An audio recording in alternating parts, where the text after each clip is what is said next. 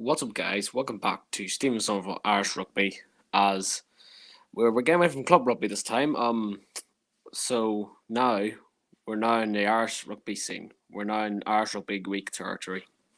As Ireland Rugby prepare for their Autumn Internationals 2021 against Japan, against New Zealand, and against Argentina. Very tough games in my opinion. Have we seen Andy Farrell taking over this job in the first place? It's been quite a challenge for him, I must say. We haven't really won anything yet. Massively. You can maybe think the only thing we won massively with Andy Farrell was when we beat England last season in the debut stadium. I think I was very, it felt very weird when Andy Farrell took over. You know what I mean? Because after Joe Schmidt, you know what I mean. You kind of thought that the tactics would have moved on from that point. But I think the RFU are very confident in Andy Farrell in how he's looking to progress as a young coach. Even though he is a more older man, he's a young coach. Up and coming, and this is his first real job. And I hope this is a good success for him this autumn, and especially the Six Nations coming up in 2022, because we're gonna need to definitely get some good progress going as well, because I feel like it's about time that we did that, because I don't think we had anything like that when Joe Schmidt left, if I've been honest with you, you know what I mean? And, I think hopefully we'll be able to see that eventually down the line. I think the way the Irish squad that we've aligned is very, very talented, I must say. Very definitely a lot of talent coming through. Like you got the likes of Ronan Gallagher coming through, Craig Casey, Gavin Coombs, Keelan Doris, Jack Conan, Nick Timoney, all these and also you've got the likes of Balakoon, you've got Hugo Keenan, Simon Zebo come back into the play for the very first time, lads, you know what I mean? So Zebo is a really good backup for me in terms of maybe coming off the bench. I think it's good depth, I must say, hopefully going forward. The Warriors, we just hope to not get any injuries ahead of this series, because if we lose our main players in the squad, even because we've got a really talented squad, like I feel that's why we're on against my next point actually. Where my lineup in terms of the certain free games, and I think Andy Farrell is looking to play his near enough first team against Japan, so he can get them right for the big game against New Zealand. I can definitely understand that, because most of these players that are in the squad, like at the main, will have been off the lines, haven't really got much game time for the club scene. So I do think I do think it's important for the players to get started against Japan, just to get that match fitness together. But I think Japan, the first game Japan is going to be. We saw what happened in the World Cup. We got beat Japan by surprisingly, home turf. You know what I mean? And we haven't really recovered that. I don't think we would have recovered from that, but it was a result where it kind of we really kind of played down our World Cup hopes at that point when we lost to Japan, and I could see it coming straight after, you know what I mean? But then we got the opportunity to play Japan at home in front of 3,000 people in the summer test, and it was a very, very tight game, and I just thought, oh no, here comes Japan coming back to haunt us again. But luckily the second kind of third team of Ireland came through, and we were able to beat Japan very closely. I think it was 39 points to 33. So Japan gave us a run for our money, so did in the summer. But now is the chance where the main players will be playing against Japan. I think some of them players who played in the World Cup want a revenge that loss against Japan. I must say, it's gonna be.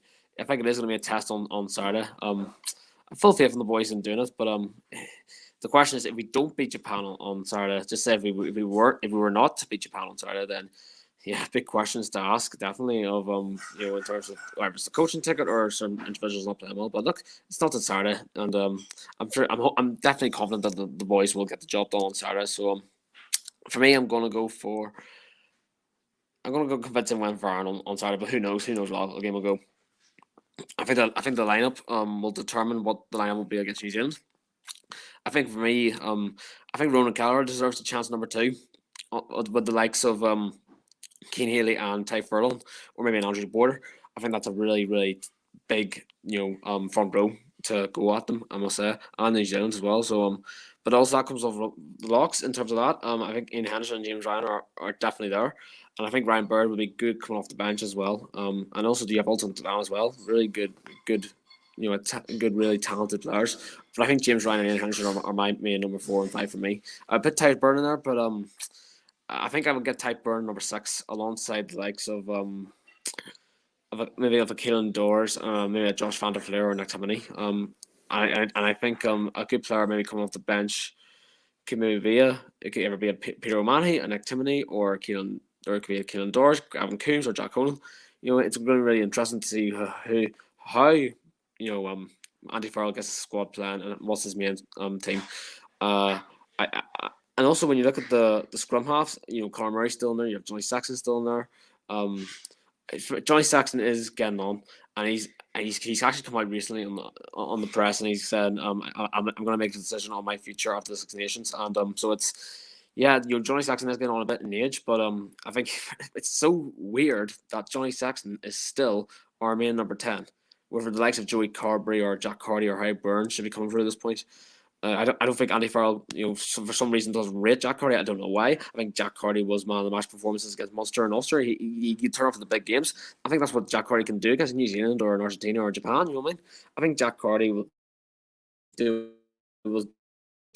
doing really well to get the backup to Johnny Sexton there. But Farrell's gone with Carberry and Byrne. Now Carberry hasn't really had a good run. And yes, he's coming back from injury, but he hasn't really had a good run in terms of his plan for Munster at the moment, in terms of his performances. And then there's Harry Byrne, and I think Harry Byrne is someone who I've praised a lot over the past year watching him. I think Harry Byrne is a wee bit better than Ross Byrne, in my opinion.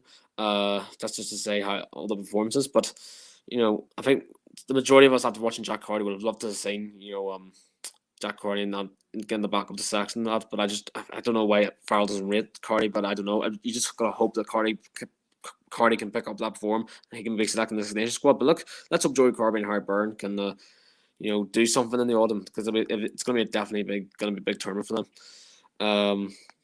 And I think when I look at the back line, Simon Zabel coming back into the form, that's massive, for all of Ireland, because I think Simon Zabel has done really well in terms of coming back from Ulster, and I think Simon Zabel deserves to come off the bench, or if it's playing in the wings or the fullback position. I do think there's good depth there as well, and especially with the likes of for me, Rob Baloucoune from Ulster is I think is someone who I think Farrell needs to take a look at, because we've lacked really in that wing position for a few years now. No disrespect to James Lowe or Jordan Larmour, but and yes, maybe Keith Earls can be number 1 as well. I just don't think James Lowe hasn't really done everything at Iron Shirt. I think Jordan Larmour's done okay, but hasn't really who knows about Jordan Larmour or Baloucoune or Earls. I think it's what Andy Farrell will do.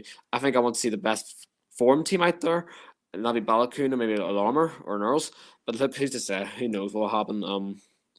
I would go for one of them players, definitely in the big games. The centre there's not really much there. You have Kieran Frawley, you have James Hume, you have Stuart McCluskey, Bandiaki, Gary Rimrose, and Robbie Henshaw's out with an injury. So I think my main centre partnership is I think it's Gary Rimrose and Bandiaki. I don't think we'll go anywhere else.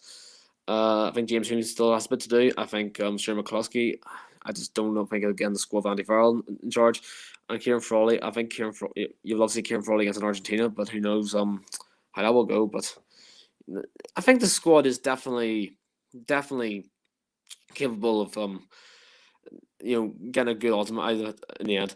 Now, New Zealand is going to be a very, very tough task. You saw what they did to Wales, you saw what they did to Wales, and Ireland are going to have to come out with their best squad and give it their all. And I would not be disappointed if we lost by maybe 3 or 4 or 5 or 9 points, just because New Zealand are the best team in the world at the moment. You know what I mean? There's no complaints about that. I think but after that, if you lose to New Zealand and you got the Argentina game to focus on, people are playing down that Argentina game for some reason. In my opinion, I think that Argentina game is yes, the power will rotate, but it's still a big game for Ireland. Against Argentina. Do you know what I mean? You know what I mean? It gives certain foreign players a challenge. You know what I mean? Like I think Sabo, I think the likes of Baloucoune, I think maybe Stuart McCluskey's last hope. Maybe I think Joey Carberry, Harry Byrne. Gavin Coombs. Ryan Bird. Ronan Kelleher. And the likes of Tom O'Toole. I think that Argentina game is still huge. It's because I feel like people play that game down for some reason. And yes, I think we'll beat Argentina, but I still see every Ireland game that I've ever watched as very big, because you're representing the country and you're representing the badge. You know what I mean? So I would consider all these 3 games very big for Ireland, I must say. and you just gotta hope that we come out in a positive note. So yeah, I think I've gone through Ireland's preview ahead of the Ultimate Internationals. They start this Saturday against Japan at home. Really looking forward to it, I must say. I've actually got a ticket for the Argentina game. I'm really looking forward to that. There'll be a post match straight after that as well. And then just covering every Ireland game there is, and we just gotta hope that we come out of this in a positive note. Hopefully, it's a positive one, because if it's a negative, then it's really interesting where Farrell's reign will go in terms of the coaching ticket. But who knows? But thank you very much for watching this video. Make sure to like, comment, subscribe to Steam Silver Hours Rugby, as I will bring you more of this Ultimate Internationals throughout the few weeks. And thank you guys very much for watching. I'll catch you guys